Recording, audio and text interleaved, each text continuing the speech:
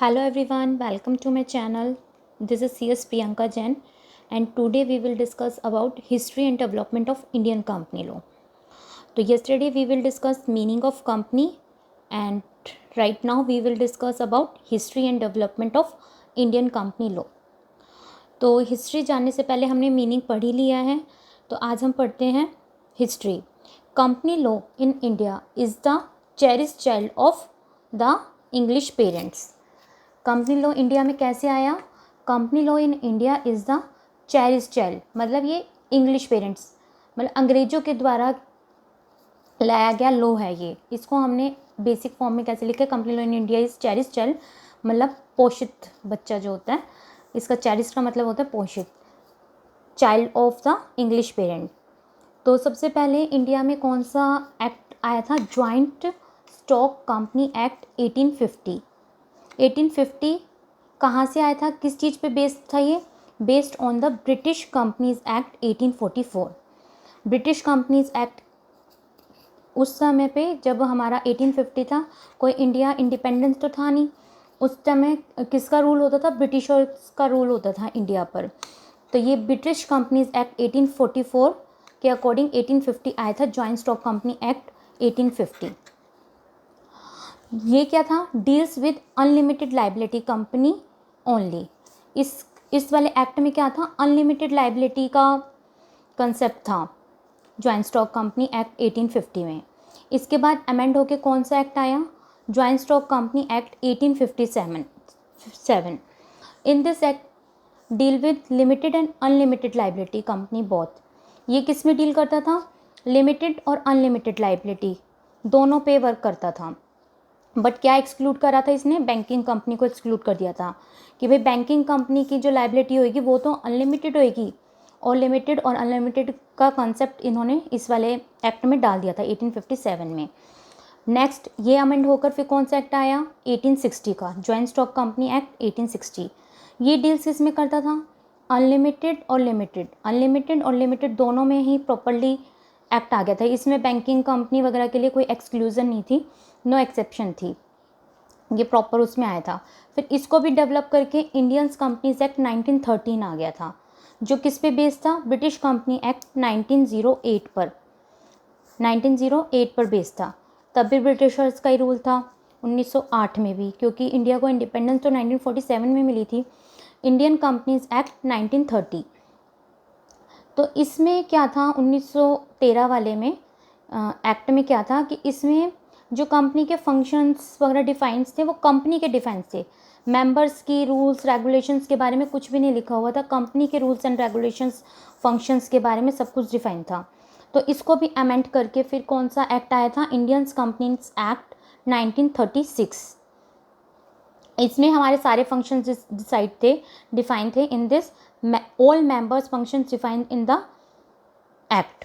1936 में सारे मेंबर्स के फंक्शंस भी डिफाइन थे. मेंबर्स कौन होते हैं? मैनेजिंग डायरेक्टर हो गए, एजेंट्स हो गए, शेयर होल्डर्स हो गए, इन सब के हमारे वो डिफाइन थे. फंक्शंस, रूल्स एंड रेगुलेशन सब डिफाइन था इसमें. सो इंडियन कंपनीज एक्ट 1936 के बाद फिर हम कौन सा एक्ट लेकर आए आफ्टर इंडिपेंडेंस? तो फिर 1936 के बाद क्या हुआ था? वर्ल्ड वॉर छिड़ गया था. उसमें फिर ब्रिटिशर्स जब हमारा इंडिया खाली करके गए थे 1947 में, हमें इंडिपेंडेंस मिला था. इंडिया पाकिस्तान दोनों अलग हो गए थे. तो उसके बाद हमें था कि भाई हम अपने भी कंपनी लॉ का कुछ अपना कुछ अमेंड करें. भाई वो जब तो हमने इंग्लैंड वाला कंपनीज एक्ट हमने फॉलो कर रखा था, तो हमने सोचा कि फिर हम अपना करते हैं.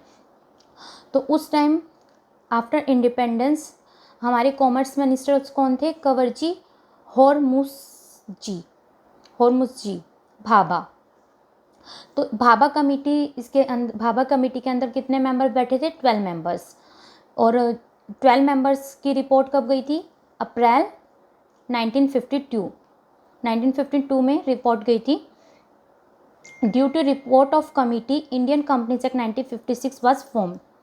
इस कमिटी को पास करके कंपनीज एक्ट 1956 फॉर्म कर दिया था.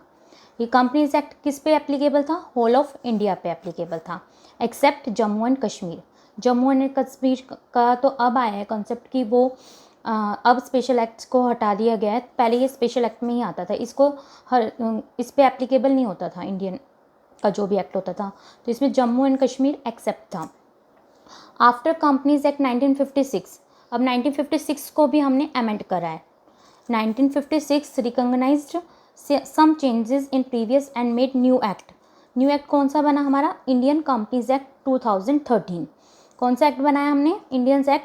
Indian company act 2013। Present act for now, अभी कौन सा एक्ट चल रहा है हमारा? 2013। इसमें क्या क्या है? With 470 sections, 29 chapters, 7 schedules. अब इंडियन कंपनीज एक्ट को भी हमने अमेंड करा दोबारा, कंपनीज अमेंडमेंट एक्ट 2015। इसमें भी कुछ अमेंडमेंट आई है 2015 में भी, 25 मई 2015 को। An act to be amend the companies act 2013। इसमें किस टाइप की अमेंडमेंट आई? लाइक पहले सेक्शन 268 में क्या था कि 1 लाख का प्रोविज़न था प्राइवेट कंपनी में, और 5 लाख का पेड अप शेयर कैपिटल की नीड किस में होती थी? पब्लिक कंपनी में। 1 लाख और high paid up share capital private company में नीड होती थी इनकॉर्पोरेट करते वक्त, और 5 लाख और हाई कैपिटल किस में होती थी? Paid up capital private company public company में। तो इसको हमने ओमिटेड, इसमें भी ओमिटेड कर दिया उन्होंने एक्ट इस वाले एक्ट में 2015 में। और लाइक काफ़ी सारी ऐसी अमेंडमेंट आई हैं जो इसमें अमेंड करी गई है 2013 से 2015 में।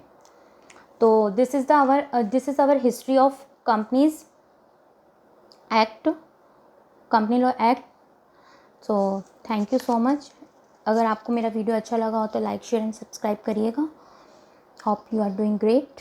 Bye bye.